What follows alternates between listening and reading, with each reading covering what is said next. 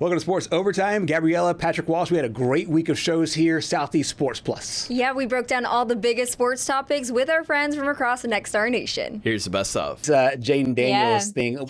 The entire debate about jerseys is something that we were kind of stuck on yesterday. I was about to say. But now specifically, it's taken another turn here as a cease and desist letter has gone out from Jayden Daniels to LSU. It just is further, just makes this drama with him and Lane Kiffin. Right. I mean, I haven't gotten the chance to read the full article, but I did see this notification come across my phone right before I went to bed last night, and I was like shocked when I saw it. A cease and desist? Yeah. I thought maybe he would be upset about somebody wearing his number, but I never anticipated it going to this length. I think that there's probably other elements to this story. Yeah. I can go to about the optics of it and how it looks, but as we do know, DJ Pickett was given the number 5 jersey, and it looks like Lane Kiffin is going to stand on that. Yeah. Patrick, we've kind of talked about this in a lot of different forms, what this actually really means for LSU. Number one, how does this land? Did you think it would go this far all after a number 5 jersey? And actually, do you think that Jayden Daniels has a case?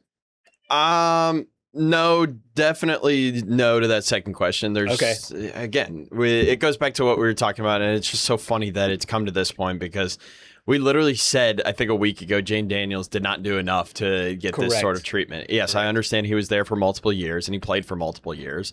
And if it weren't for him, then I think LSU would have been stuck between, Ricky, I forget his last name.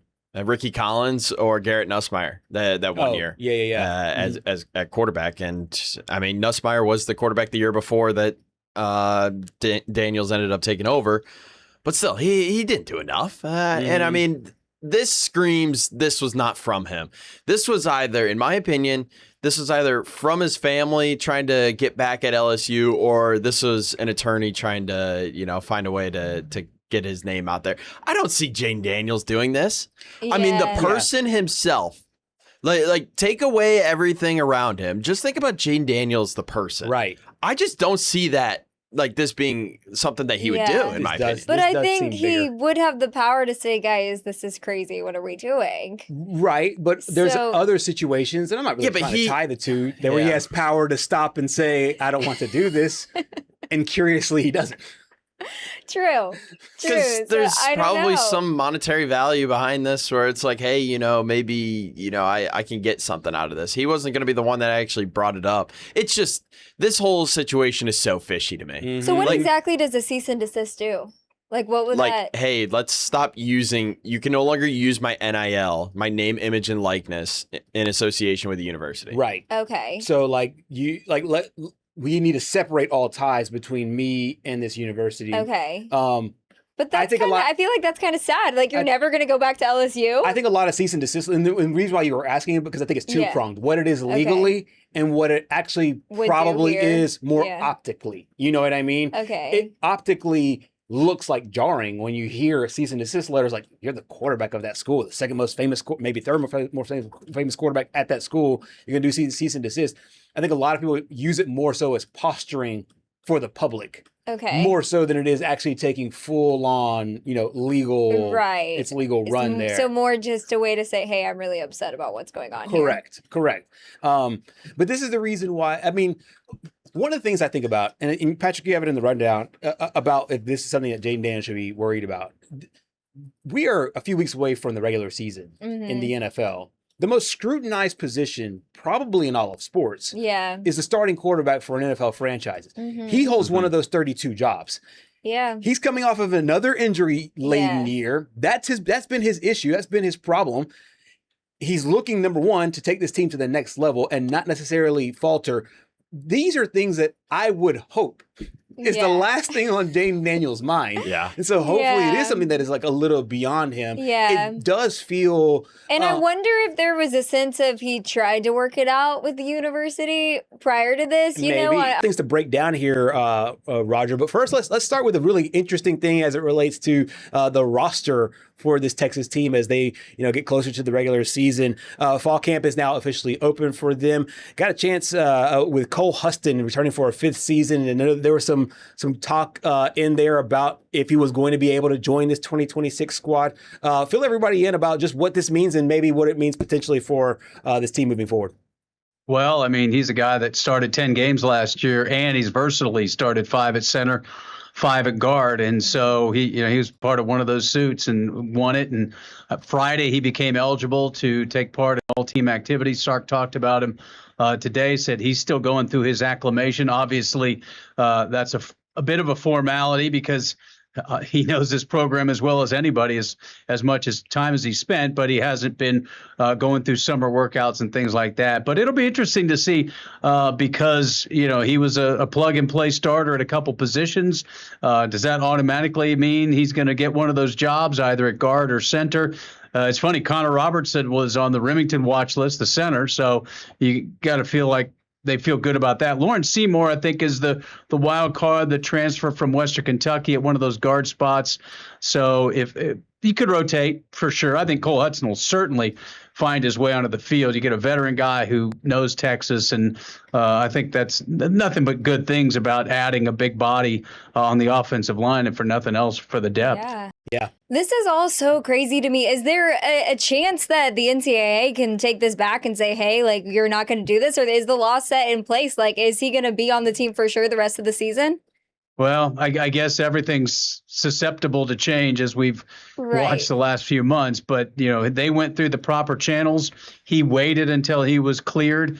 And so, I guess until they're told otherwise, I do believe that there's language that say they can't be retroactively punished for bringing players back when they're told, for instance, you can't forfeit games if they played when they were told that they're eligible and went through all the channels. And I'm sure Texas, like all schools, very, very careful for that exact reason. They don't want to do anything that could jeopardize it. I mean, he's a nice player, but he, I don't know if he's going to change the season.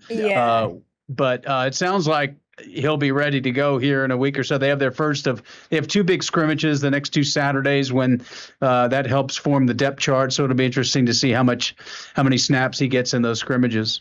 Roger, the last time that we had talked to you, Texas had not started practicing yet. What are some of your early takeaways since I believe they're about 5 practices into this fall camp? Do you see the viral video of Cam Coleman's catch? Wait, I was going to ask you about that. And Arch Manning, that's a moment, right? It was just a cool moment, and that's what it was. But Sark talked today about, he not only his catch radius, everyone was talking about that, but just his hand ability, ball skills, and all the things that go with it. So, but I joke a little bit. I mean, I think they know what they have in him. I can only go on what Sark says, and he says, it's as physical as they can be. They're still only in half pads. Arch Manning's interesting, guys, because you think about last year, he was the starter, but he was the starter without a huge voice yet. And so, Sark talked today about Arch has obviously a much stronger voice. But the key is, and we're going to hear from Sark, is taking 22 portal guys, and I think 22 guys that they think are going to be able to be productive, because you don't take portal guys unless they're really young, unless you think you can plug them in, at least get into a rotation for some playing time. So I think that's the biggest thing going on everywhere in college football when you go deep into the portal and you have so many new players.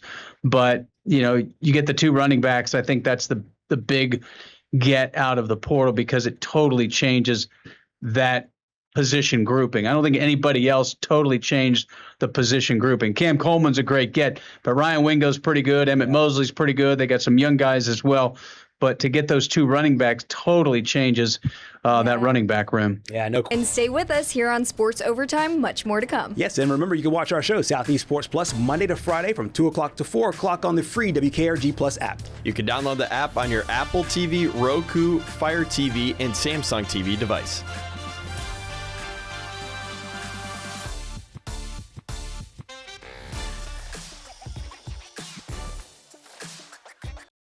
seems to me that, and you ask people like Gabriella, okay, well, Clark Lee, you're a great coach. We haven't seen Diego much of Pavia's anything on your team. without Diego Pavia. Obviously, there was a lot of hype when Jared Curtis signed on. That's legit. Like, they got to prove they could do it after Diego, but it's not like they're slap 4 guys together, from D2 schools to trying to find a quarterback. They got like the number 1 guy in the country, and he's in a Nate Bargatze movie. Okay, and his last name is Curtis, so I know. I mean, are you guys related, or what is this? Just 2 Curtises Only in by Nashville. good looks and brown hair. Okay, that's it.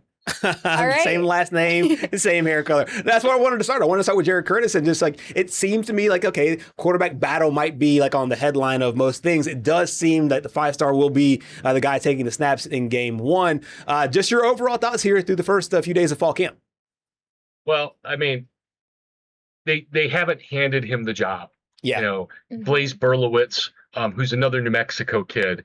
So maybe there's that magic, is there. He was there last year. I think he completed like 9 of 17 passes last year. But look, I mean, that's Blaise Berlowitz. This is Jared Curtis. This is a guy who's got a 4-year contract worth like $8 to $10 million. Mm-hmm. They didn't pay him that money to sit on the bench. All right. So if he doesn't start, it's a massive upset. Also, their first 2 games are cupcakes, and that is not by accident. Okay, you get the kid in there, you get his feet wet. He's moving up from Nashville Christian, which is a lower level private school here, where he was always the biggest kid on the field. And so he plays, 1 AA opponent, small 1A opponent, so the competition gets a little bit bigger each time. And then you give him the 310-pound defensive lineman coming in his face, which he has not seen really before. Yeah. Mm-hmm. So they've set up the schedule for him. Look, they haven't given him the job, but I will be stunned if he does not win the job. Yeah. Corey, do you trust, though, a true freshman kind of stepping into this role that it feels like, I mean, Diego Pavia had such a big impact on that team. It kind of feels like it's going to be a little hard for him as a true freshman to kind of take over that role. I don't care if it was a redshirt senior. Replacing Diego Pavia is not easy. He was the runner-up for the Heisman Trophy. All right. Replacing Fernando Mendoza, that's not easy at Indiana. He was the only guy who finished ahead of him in the voting. So whoever got this assignment was going to have high expectations. The good news for Jared Curtis is Vanderbilt thinks they have their best roster ever. Okay. They have continued to, now they lost 4 of the 5 starters on the offensive line, but they have spent money on the offensive line. They went to Pitt and they got a center. I'm going to find his name here. Yeah, Lyndon Cooper. He's on the Remington watch list. This is a guy. Their roster value is right at about $25 million. So they are spending with people who are competing, okay? And they have spent to put players around Jared Curtis to give him the opportunity. He might have the best wide receiving core that Vanderbilt has had. They've got guys back at running back who can produce, but you guys know and I know that the key to last year was that offensive line and their ability to run the football. Diego was great, and Diego was the straw that stirs the drink without a doubt, but their best games were when they manhandled people at the line of scrimmage. And just talking about Diego Pavia, obviously he's gone. Now you have a guy in Jared Curtis there. Has it been weird how quiet that program has been this offseason without Diego's presence? Well, maybe quiet to you, but Jared Curtis snubbing Georgia at the last second, getting a massive deal. Vanderbilt getting their highest recruit ever, a kid right here in town who's supposed to lead the program for the next 3 to 4 years, a kid who's in the Nate Bargatze movie. Okay, that's all a big deal here. All right, Vanderbilt's new stadium, their old refurbished stadium, all the construction going on around there, and going into a season with actual justifiable expectations. As they say, there's proof of concept now that they can win. I don't think it's as quiet here as it is for everyone nationally. And look, I think the Vegas number has them at like 3.5 or 4.5 wins. Yeah. Guys, I'm just telling you, I would jump all over that number. Yeah. jump all over it. I've got them at 9 wins this year. 9 wins. Oh, wow. Whoa. Wow. Okay. So you're what you're saying. Can you pull the schedule up? I need to know who you have. Yeah. Let's hear it, Corey. Boston P, Delaware, NC State, Arkansas, Kentucky, Mississippi State, Auburn. How many is that? Ooh. So that's and then I think they'll split Tennessee, Florida.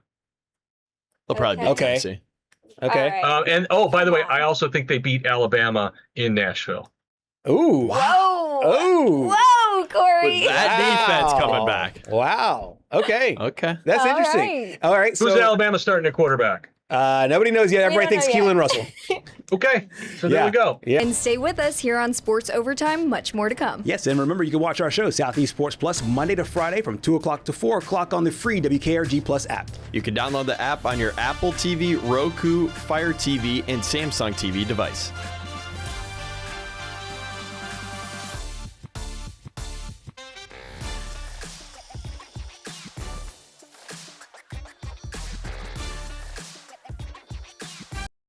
Welcome back to Southeast Sports Plus. We unfortunately have some very sad news to share with you guys today.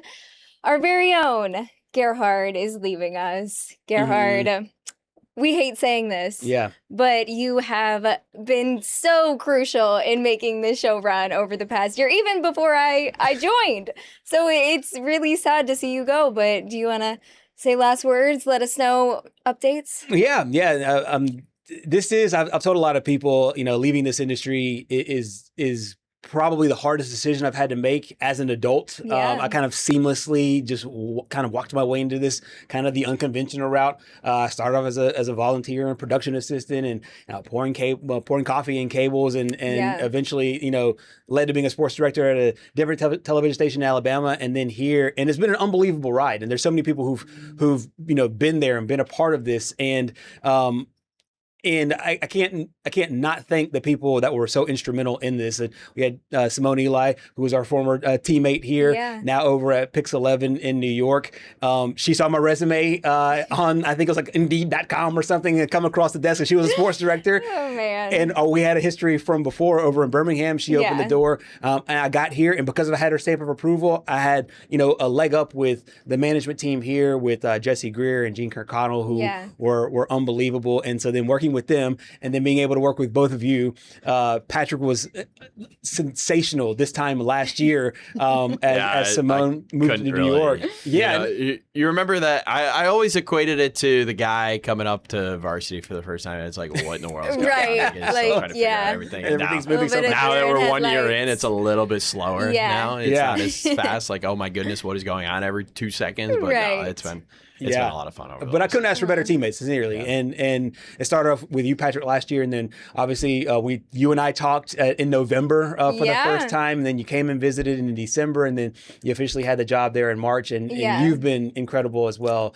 And I said this on social media, and I'll say it to you here. I know both of your futures are just incredibly bright, and I cannot wait to see what it looks like. I feel like I have like a 20-year head start on both of you guys, and are close to a 20-year head start. And I know where I was. Man. I know where I was at the time, and you guys are just like so far along, and so and I'm always here. That's another thing too. Right. Is that I am stepping away from this seat and from this department. Will probably get a lot of phone calls from me, no doubt.